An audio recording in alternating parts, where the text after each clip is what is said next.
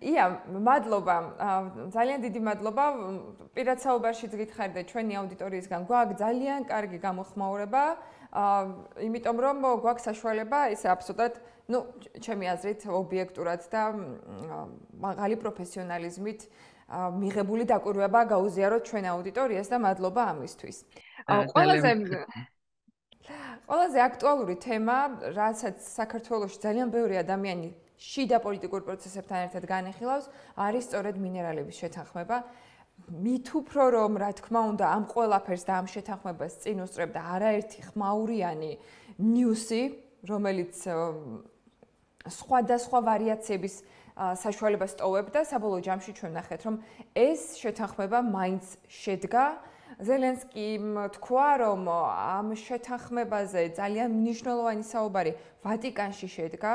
იქ ყველა წუთი საუბრის ტრამპთან იყო გამოყენებული ძალიან პროდუქტიულად და პრინციპში საერთაშორისო მედიაც დღეს რასაც წერს, ეს არის უმნიშვნელოვანესი რუსეთის მიერ უკრაინაში ომის დაწყების შემდგომ უმნიშვნელოვანესი შეთანხმება, რამაც საკვანძო ზეგავლენა შეიძლება მოახდინოს. რამდენად სწორია ეს მოლოდინები და როგორი გავრცელება და ინტერპრეტირება ახლავს უშუალოდ ამერიკაში ეგრეთ წოდებული მინერალების შეთანხმების გაფორმებას. მოგესალმებით პირველ რიგში, ძალიან დიდი მადლობა ჩართვისთვის, მივესალმებით ჩვენს მაყურებელს.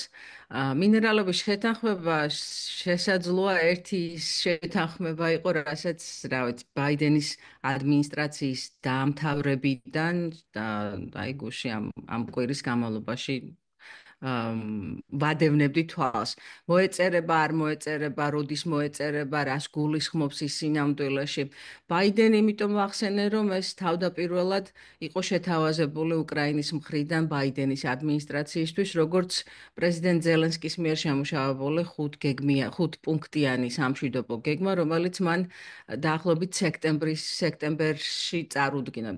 გასული წლის შემოდგომაზე წარუდგინა ბაიდენის ადმინისტრაციას კი.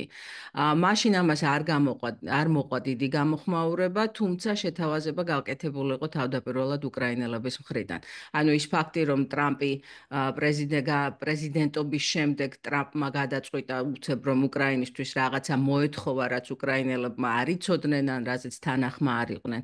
ეს ნარატივი არ არის მცდარი ნარატივია, უკრაინელების იყო ეს შემოთავაზება თავდაპირველად. შემდეგ ესე ცოტა დეტალურად თუ გვინდა რომ მივყვეთ ამას, როგორ ვითარდებოდა ეს შეთანხმება, გახსოვთ ალბათ უნდა მოწერილიყო, მხარებს ხელი უნდა მოეწერათ 28 თებერვალს, მაშინ როდესაც თეთრ სახლში ეს ძალიან ცნობილი შეხვედრა გაიმართა პრეზიდენტ ტრამპსა და პრეზიდენტ ზელენსკის შორის, რომლის დროსაც ფაქტობრივად ურთიერთობა შეიძლება ითქვას უარეს ნიშნულზე ჩამოვიდა, ვიდრე აქამდე ოდესმე ყოფილა. და ისეც კი მოხდა, რომ ზელენსკის სთხოვეს, რომ თეთრი სახლი დაეტოვებინა, სწორედ ამ შეხვედრაზე უნდა ყოფილიყო ხელმოწერილი ეს შეთანხმება. მაგრამ უკრაინელები თავს იკავებდნენ ამისგან გამომდინარე იქიდან, რომ პირობები, რომლებსაც ამერიკას თავაზობდა თავდაპირველად მათ, არ იყო მათთვის მისაღები. ამის შემდეგ ყველას გაუჩნდა შიში, რომ თეთრი სახლის შეხვედრის შემდეგ, ურთიერთობების ასე გაფუჭების შემდეგ, ამასთან ერთად ბესენტი, რომელმაც ხელი მოაწერა საბოლოო ჯამში შეერთებული შტატების მხრიდან ამ შეთანხმებას, წასული იყო კიევში, ჰქონდა მას შეხვედრა პრეზიდენტთან, მის ადმინისტრაციასთან და ეს ყველა მცდელობა რაღაცნაირად ჩანდა, რომ უშედეგო იყო. თუმცა მოლაპარაკებები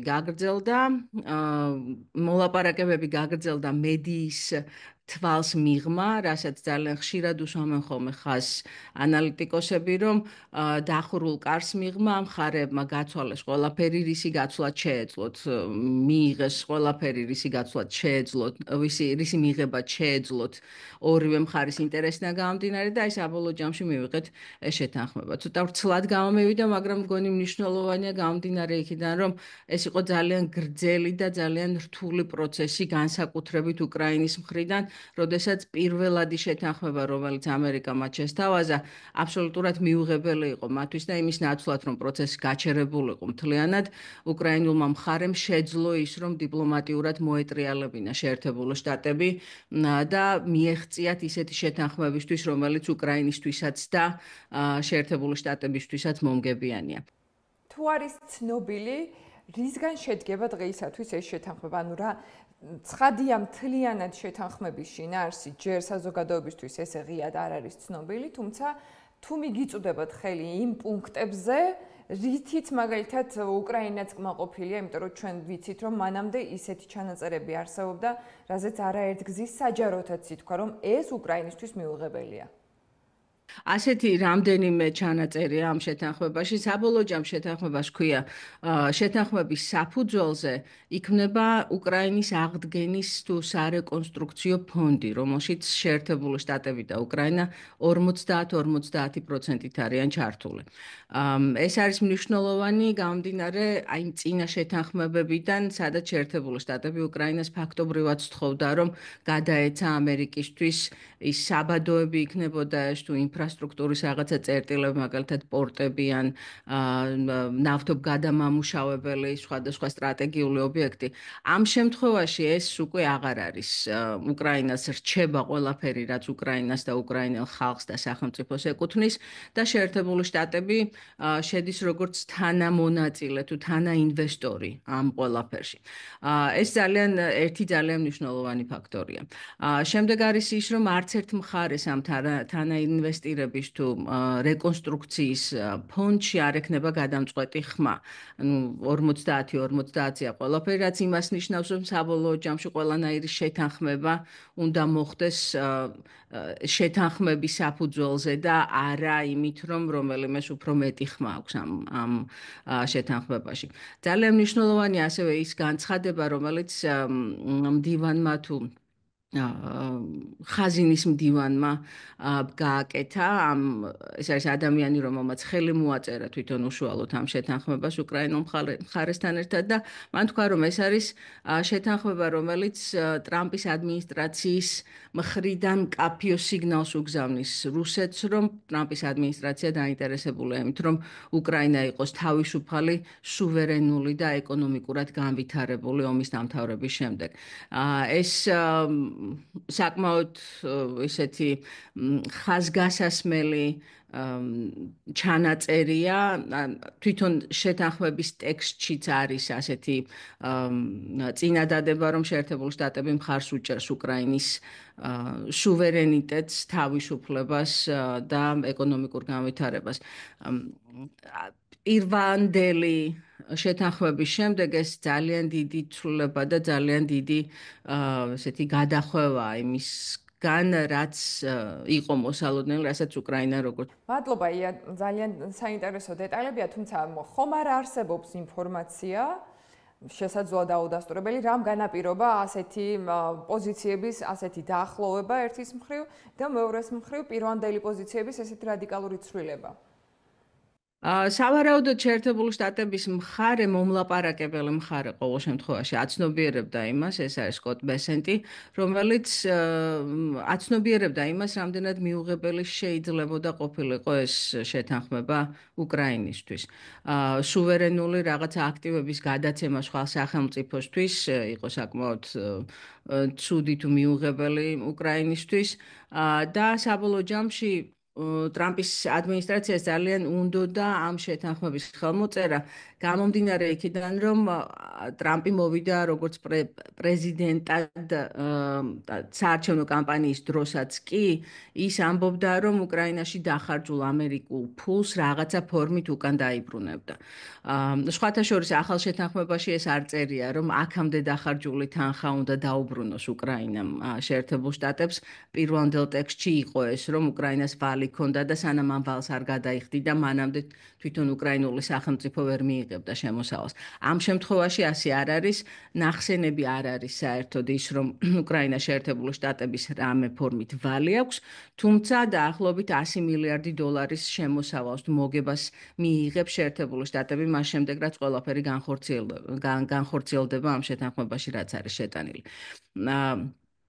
და საერთოდ სწორედ ალბათ ამან გამოიწვია, რომ ძალიან ცხადი იყო ის, რომ უკრაინელებისთვის ბევრი რამ მიუღებელი იყო და ამერიკულ მხარეს ძალიან უნდოდა, რომ ეს შეთანხმება იქნა ყოფილიყო ხელმოწერილი. გამომდინარე იქიდან, რომ პრეზიდენტმა ტრამპმა ამერიკელ ხალხს დაპირება მისცა იმისა, რომ რაღაცა თანხას დაიბრუნებდა აქედან. მადლობა.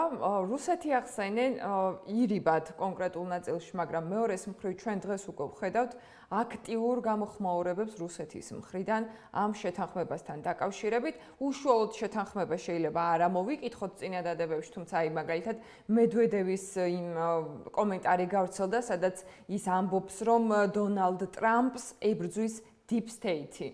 იქედან გამომდინარე, რომ ქართულ აუდიტორიას ბოლო პერიოდში ქართული ოცნებისაგან ძალიან ხშირად ესმის კონკრეტულად Deep State-ი და Deep State-ის წინააღმდეგ ბრძოლა, მაინც ვფიქრობ, რომ ხომ არ დაგვეხმარებოდი აუდიტორიას ვუთხრათ, რანაირად შეიძლება ტრამპს ებრძოდეს Deep State-ი, რომელიც ასევე ამერიკაშია.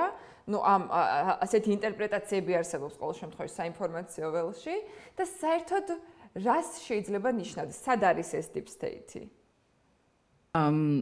საინტერესოა ეს რაღაც ავტოკრატები როგორც წესი რაღაცა მითიურ Deep State-ზე თუ მითიურ რაღაცა პარტიაზე თუ რაღაცა ლოჟებზე მიუთითებენ ხოლმე მაშინ როდესაც არ აქვს ხანაერი ახსნა იმისა რომ თქვათ რომელიმე მოთამაშე რაღაცა ნაბიჯებს დგამს. აი სწორედ ეს არის მედვედევის შემთხვევაშიც. ახლა ტრამპს ებრძვის Deep State-ი, არ ვიცი ეს რა არის ეს Deep State-ი. როგორც წესი Deep State-ი მოიაზრება როგორც რაღაცა ბიუროკრატიული არსებული რაღაცა მანქანა აპარატი, რომელიც თქვათ თვითონ მართავს პროცესებს თუ აყოვნებს, აჩერებს, ანელებს პროცესებს.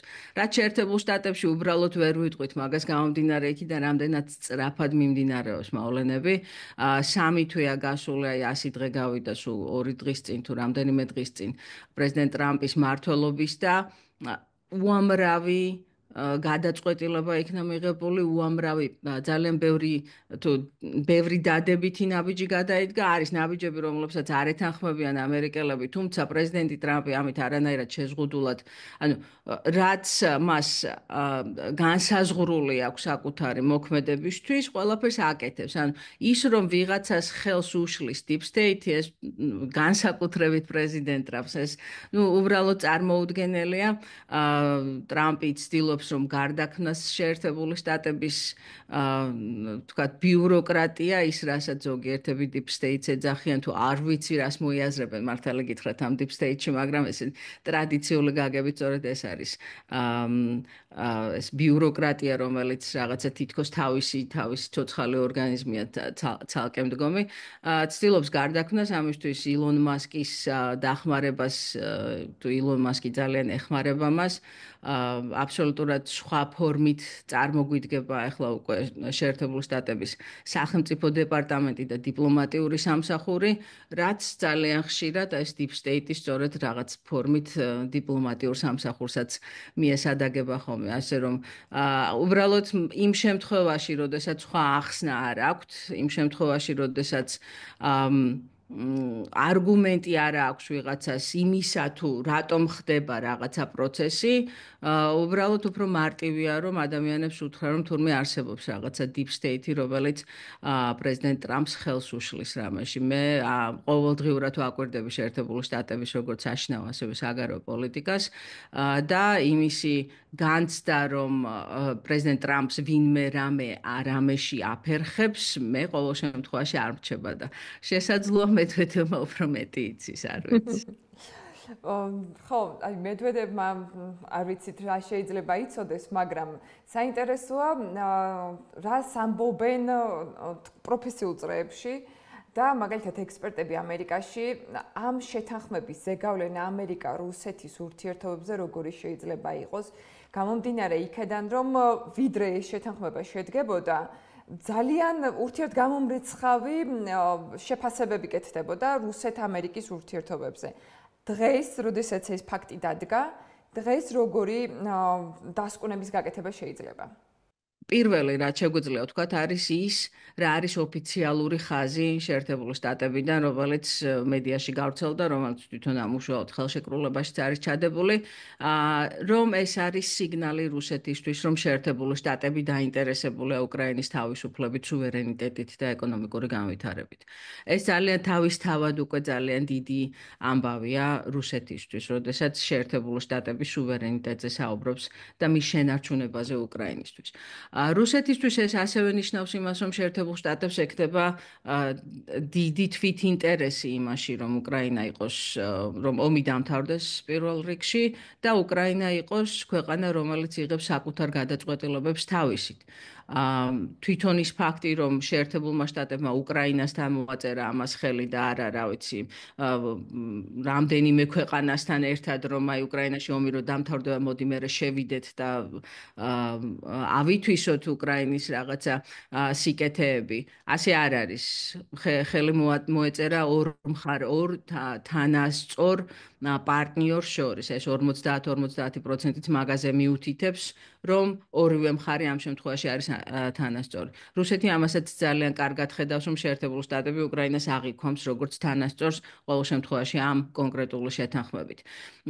სიგნალი კიდევ არის ის, რომ შეერთებული შტატები გრძელვადიანად ფიქრობს უკრაინაში ამ ურთიერთობის გაგრძელებას. ეს არ არის მხოლოდ ერთჯერადი ჩართულობა, აქ საუბარია მილიარდობით დოლარის ინვესტიციაზე, 10 წლეულების განმავლობაში ერთმანეთთან კავშირზე. ცხადია იმ შემთხვევაში თუ შეთანხმება არ დაიღო ან რომელიმე მხარემ არ შეცვალა. სხვათა შორის ორივე მხარეს შეუძლია შეთანხმებების შიგადაშიგ შეცვლა, ესაც არის შეტანილი ტექსტში. ეს სიგნალები ვფიქრობ, რომ რუსეთისთვის არის ყურადღება მისაქცევი. იყო რა თქმა უნდა სპეკულაციები იმაზე, გვახსოვს ჩვენ, რომ აი შეერთებული შტატები აპირებს, რომ დონბასში რუსეთთან გააფორმოს რაღაცა ფორმის შეთანხმება, რომ დონბასში აითვისოს ეს წიაღისეულები ან ზოგადად აღმოსავლეთ უკრაინაში, ეს ასე არ მოხდა. ასევე ძალიან საგულისხმოა ისიც, რომ შეერთებულ შტატებს სურდა, რომ ზაპაროჟიეს ბირთვული ატომური სადგურის თანამართვაზე თუ შეერთებული შტატების მმართველობის ქვეშ გადმოსვლაზე დაეყოლიებინა რუსეთი. ეს გახსოვთ ალბათ თქვენ, ეს ასე არ მოხდა. ახლა ამ შეთანხმების თანახმად შეერთებული შტატები არა მხოლოდ მინერალებს, არამედ უკრაინას სხვადასხვა სახის რესურსების ათვისებაში დაეხმარება, მათ შორის შედის ელექტროენერგიის წარმოებაც და აი ზაპაროჟიეს ელექტროსადგურიც მოიაზრება ამ ელექტროენერგიის წარმოებაში, რასაც შეერთებული შტატები პირობას დებს, რომ უკრაინასთან ერთად აწარმოებს ამას და შემდეგ ამ ელექტროენერგიას გაყიდიან სავარაუდოდ ევროპულ ქვეყნებში. ასე რომ ძალიან ბევრი მიმართულებით არის ეს შეთანხმება რუსეთისთვის საყურადღებო და უნდა დაველოდოთ, მე პირადად ოფიციალური გამოხმაურება კრემლისგან არ მინახავს ამ საკითხთან დაკავშირებით, თუმცა სავარაუდოდ რაღაცა ფორმის რეაგირება იქნება, შესაძლოა ეს იყოს რაღაცა საპირწონე შეთავაზება შეერთებული შტატებისთვის, თუმცა ამ ეტაპზე მართალი გითხრათ ცოტა ეჭვმეპარება იმაში, რომ რაღაცა ესეთი კონსტრუქციულად გაგრძელდეს ყოველ შემთხვევაში ბიზნეს შეთანხმებების დადება რუსეთთან.